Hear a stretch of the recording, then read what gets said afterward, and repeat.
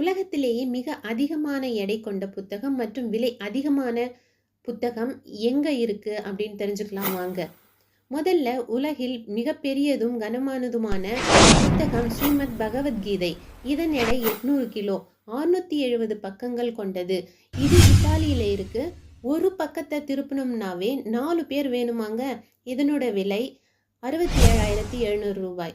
ஆனால் இப்போ 45 கிலோ எடையும் 1,65,000 ரூபாய் மதிப்பும் கொண்ட உலகத்திலேயே மிக விலை உயர்வான ராமாயண புத்தகம் அயோத்தியா ராமர் கோயில் அருங்காட்சியகத்திற்கு பரிசாக கொடுக்கப்பட்டுள்ளது.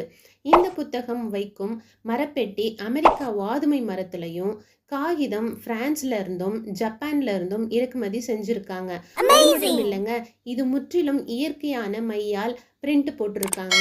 இந்த தகவல் உங்களுக்கு பிடிச்சிருந்தா லைக் பண்ணுங்க, ஷேர் பண்ணுங்க, கமெண்ட் பண்ணுங்க. கூடவே